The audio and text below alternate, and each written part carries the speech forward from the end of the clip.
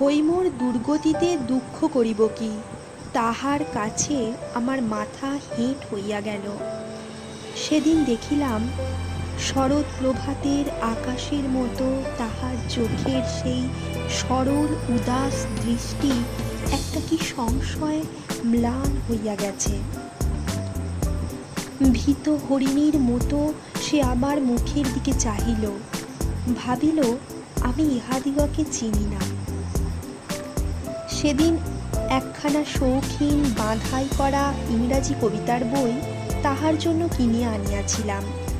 বইখানি সে হাতে করিয়া লইল এবং আস্তে আস্তে কোলের উপর রাখিয়া দিল, একবার খুলিয়া দেখিল না।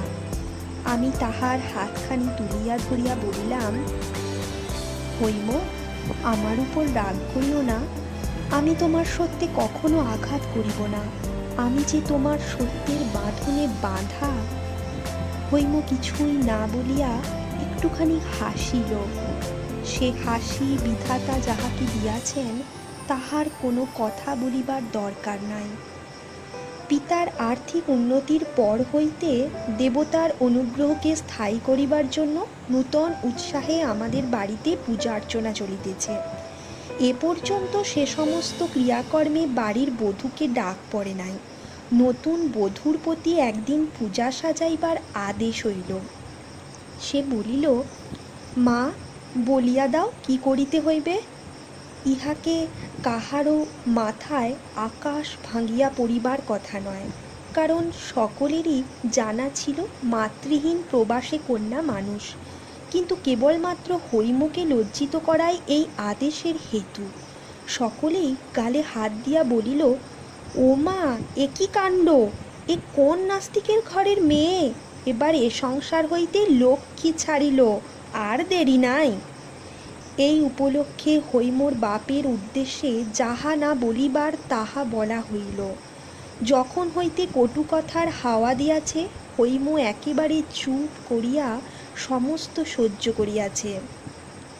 এক দিনের জন্য কাহারও সামনে এসে চোখের জলও ফেলে নাই। আজ তাহার বড় বড় দুই চোখ ভাসাইয়া দিয়া জল পড়িতে লাগিল। সে উঠিয়া দাঁড়াইয়া বলিল, আপনারা জানেন না, সে দেশে আমার বাবাকে সকলে ঋষি বলে। ঋষি বলে? ভারী একটা হাসি পড়িয়া গেল। ইহার পরে তাহার পিতার উল্লেখ করিতে হইলে প্রায়ই বলা হইত, তোমার ঋষি বাবা। এই মেয়েটির সকলের চেয়ে দরদের জায়গাটি যে কোথায় তাহা আমাদের সংসার বুঝিয়া লইয়াছিল। বস্তুত আমার শ্বশুর ব্রাহ্মণ নন, খ্রিস্টানও নন, হয়তো বা নাস্তিকও না হইবেন। দেবার্চনার কথা কোনো দিন তিনি চিন্তাও করেন নাই। মেয়েকে তিনি অনেক পড়াইয়াছেন, শুনাইয়াছেন, কিন্তু কোনো দিনের জন্য দেবতা সম্বন্ধে তিনি তাহাকে কোনো উপদেশ দেন নাই। বনমালীবাবু এই লইয়া তাহাকে একবার প্রশ্ন করিয়াছিলেন। তিনি বলিয়াছিলেন, আমি যাহা বুঝি না তাহা শিখাইতে গেলে কেবল কপটতা শেখানো হইবে। অন্তঃপুরে হৈমর একটি প্রকৃত ভক্ত ছিল, সে আমার ছোট বোন নারানী। বৌদিদিকে ভালোবাসে বলিয়া তাহাকে অনেক গঞ্জনা সহিতে হইয়াছিল। সংসার যাত্রায় হৈমর সমস্ত অপমানের পালা আমি তাহার কাছেই শুনিতে পাইতাম। এক দিনের জন্য আমি হৈমর কাছে শুনি নাই। এ কথা সংকোচে সে মুখে আনিতে পারিত না। সে সংকোচ নিজের জন্য নহে। হৈম তাহার বাপের কাছ হইতে যত চিঠি পাইত সমস্ত আমাকে পড়িতে দিত। চিঠিগুলি ছোট কিন্তু রসে ভরা। সেও বাপকে যত চিঠি লিখিত সমস্ত আমাকে দেখাইত। বাপের সঙ্গে তাহার সম্বন্ধটিকে আমার সঙ্গে ভাগ করিয়া না লইলে তাহার দাম্পত্য যে পূর্ণ হইতে পারিত না। তাহার চিঠিতে শ্বশুরবাড়ির সম্বন্ধে কোনো নালিশের ইশারাটুকুও ছিল না। থাকিলে বিপদ ঘটিতে পারিত। নারানীর কাছে শুনিয়াছি, শ্বশুরবাড়ির কথা কি লেখে জানিবার জন্য মাঝে মাঝে তাহার চিঠি খোলা হইত। চিঠির মধ্যে অপরাধের কোনো প্রমাণ না পাইয়া উপরওয়ালাদের মন যে শান্ত হইয়াছিল তাহা নহে, বোধ করি তাহাতে তাহারা আশাভঙ্গের দুঃখই পাইয়াছিলেন। বিষম বিরক্ত হইয়া তাহারা বলিতে লাগিলেন, এত ঘন ঘন চিঠিই বা কিসের জন্য? বাপই যেন সব, আমরা কি কেহ নই? এই লইয়া অনেক অপ্রিয় কথা চলিতে লাগিল। আমি ক্ষুব্ধ হইয়া হৈমকে বলিলাম, তোমার বাবার চিঠি আর কাহাকেও না দিয়া আমাকে দিও, কলেজ যাইবার সময় আমি পোস্ট করিয়া দিব।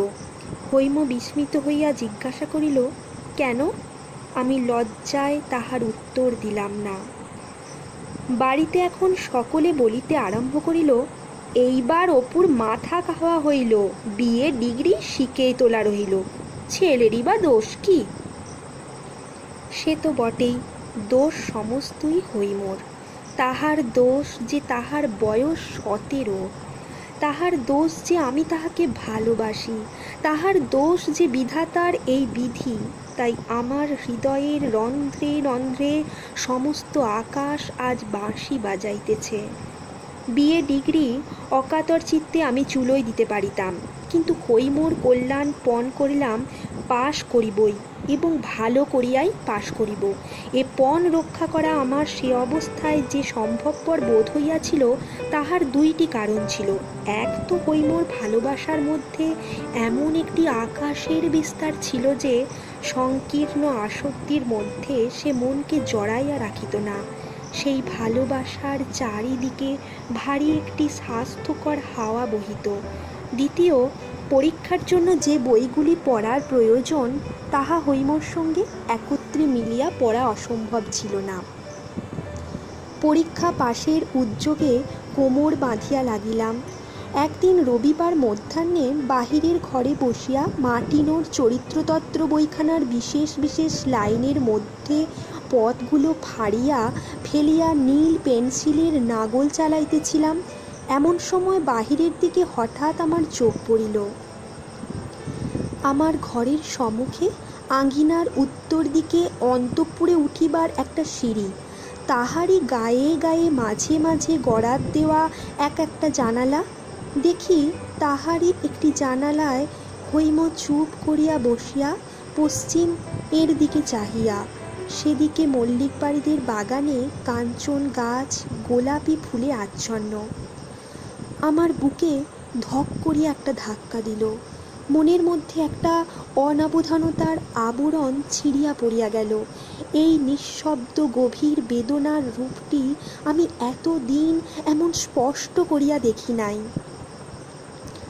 কিছু না, আমি কেবল তাহার বসিবার ভঙ্গিটুকুই দেখিতে পাইতেছিলাম। কোলের উপরে একটি হাতের উপর আর একটি হাত স্থির হইয়া পড়িয়া আছে, মাথাটি দেওয়ালের উপরে হেলানো, খোলা চুল বাম কাঁধের উপর দিয়া বুকের উপর ঝুলিয়া পড়িয়াছে। আমার বুকের ভিতরটা হু হু করিয়া উঠিল। আমার নিজের জীবনটা এমনই কানায় কানায় ভরিয়াছে যে আমি কোথাও কোনো শূন্যতা লক্ষ্য করিতে পারি নাই। আজ হঠাৎ আমার অত্যন্ত নিকটে অতি বৃহৎ একটা নৈরাশ্যের গহ্বর দেখিতে পাইলাম। কেমন করিয়া কি দিয়া আমি তাহা পূরণ করিব? আমাকে তো কিছুই ছাড়িতে হয় নাই, না আত্মীয়, না অভ্যাস, না কিছু। হৈম যে সমস্ত ফেলিয়া আমার কাছে আসিয়াছে, সেটা কতখানি তাহা আমি ভালো করিয়া ভাবি নাই। আমাদের সংসারে অপমানের কণ্টক শয়নে সে বসিয়া, সে শয়ন আমিও তাহার সঙ্গে ভাগ করিয়া লইয়াছি। সেই দুঃখে হৈমর সঙ্গে আমার যোগ ছিল, তাহাতে আমাদিগকে পৃথক করে নাই। কিন্তু এই গিরিনন্দিনী 17 বৎসর কাল অন্তরে বাহিরে কত বড় একটা মুক্তির মধ্যে মানুষ হইয়াছে। কি নির্মল সত্যে এবং উদার আলোকে তাহার প্রকৃতি এমন ঋজু শুভ্র ও সবল হইয়া উঠিয়াছে। তাহা হইতে হৈম যে কিরূপ নিরতিশয় নিষ্ঠুর রূপে বিচ্ছিন্ন হইয়াছে, এতদিন তাহা আমি সম্পূর্ণ অনুভব করিতে পারি নাই, কেননা সেখানে তাহার সঙ্গে আমার সমান আসন ছিল না। হৈম যে অন্তরে অন্তরে মুহূর্তে মুহূর্তে মরিতেছিল, তাহাকে আমি সব দিতে পারি, কিন্তু মুক্তি দিতে পারি না। তাহা আমার নিজের মধ্যে কোথায়? সেই জন্যই কলিকাতার গলিতে ওই গড়াদের ফাঁক দিয়া নির্বাক আকাশের সঙ্গে তাহার নির্বাক মনের কথা হয়। এবং একদিন রাত্রে হঠাৎ জাগিয়া উঠিয়া দেখি সে বিছানায় নাই, হাতের উপর মাথা রাখিয়া আকাশ ভরা তারার দিকে মুখ তুলিয়া ছাতি শুইয়া আছে। মাটিনও পড়িয়া রহিল। ভাবিতে লাগিলাম, কি করি। শিশুকাল হইতে বাবার কাছে আমার সংকোচের অন্ত ছিল না। কখনো মুখোমুখি তাহার কাছে দাঁড়াবার সাহস বা অভ্যাস আমার ছিল না। সেদিন থাকিতে পারিলাম না। লজ্জার মাথা খাইয়া তাহাকে বলিয়া বসিলাম, বউয়ের শরীর ভালো নয়, তাহাকে একবার বাপের কাছে পাঠাইলে হয়। বাবা তো একেবারে হতবুদ্ধি। মনে লেশমাত্র সন্দেহ রহিল না যে হৈমই এইরূপ অভূতপূর্ব স্পর্ধায় আমাকে প্রবর্তিত করিয়াছে। তখনই তিনি উঠিয়া অন্তঃপুরে গিয়া হৈমকে জিজ্ঞাসা করিলেন, বলি বৌমা, তোমার অসুখটা কিসের? হৈম বলিল, অসুখ তো নাই।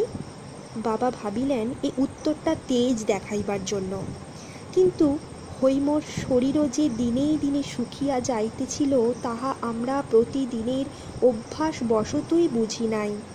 একদিন বনমালীবাবু তাহাকে দেখিয়া চমকাইয়া উঠিলেন, হ্যাঁ, এ কি হৈমি, এ কেমন চেহারা তোর, অসুখ করে নাই তো? হৈম কহিল, না। এই ঘটনার দিন দশেক পরেই, বলা নাই কহা নাই, হঠাৎ আমার শ্বশুর আসিয়া উপস্থিত। হৈমর শরীরের কথাটা নিশ্চয়ই বনমালীবাবু তাহাকে লিখিয়াছিলেন। বিবাহের পর বাপের কাছে বিদায় লইবার সময় মেয়ে আপনার অশ্রু চাপিয়া নিয়াছিল। এবার মিলনের দিন বাপ যেমনি তাহার চিবুক ধরিয়া মুখটি তুলিয়া ধরিলেন, অমনি হৈমর চোখের জল আর মানা মানিল না। বাপ একটি কথা বলিতে পারিলেন না, জিজ্ঞাসা পর্যন্ত করিলেন না, কেমন আছিস? আমার শ্বশুর তাহার মেয়ের মুখে এমন একটা কিছু দেখিয়াছিলেন যাহাতে তাহার বুক ফাটিয়া গেল। হৈম বাবার হাত ধরিয়া তাহাকে শোবার ঘরে লইয়া গেল। অনেক কথা যে জিজ্ঞাসা করিবার আছে, তাহার বাবারও যে শরীর ভালো দেখাইতেছে না। বাবা জিজ্ঞাসা করিলেন, বুড়ি, আমার সঙ্গে যাবি? হৈম কাঙালির মতো বলিয়া উঠিল, যাব। বাপ বলিলেন, আচ্ছা, সব ঠিক করিতেছি। শ্বশুর যদি অত্যন্ত উদ্বিগ্ন হইয়া না থাকিতেন, তাহা হইলে এ বাড়িতে ঢুকাইয়াই বুঝিতে পারিতেন এখানে তাহার আর সেদিন নাই। হঠাৎ তাহার আবির্ভাবকে উপদ্রব মনে করিয়া বাবা তো ভালো করিয়া কথাই কহিলেন না।